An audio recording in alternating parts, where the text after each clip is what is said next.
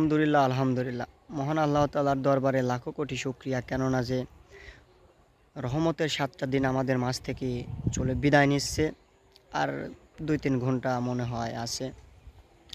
জানি না এই ৭টা দিনের সিয়াম মহান আল্লাহ তাআলার কাছে কবুল হয়েছে কিনা, তাও জানি না।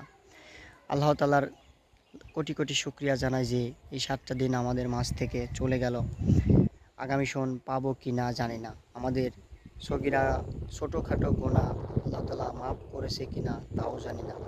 আল্লাহ তাআলার কাছে একটি প্রার্থনা জানাই যে মহান আল্লাহ তাআলার নামে রোজা রাখছি, সিয়াম পালন করছি, ৫ ওয়াক্ত সালাত আদায় করছি, মানুষের সাথে ভালো ব্যবহার আচরণ করার চেষ্টা করছি।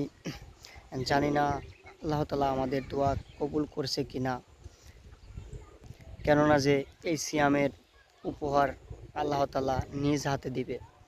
এই উপহার সে নিজেও হয়ে যেতে পারে, কত কত বর্ণনায় আসছে।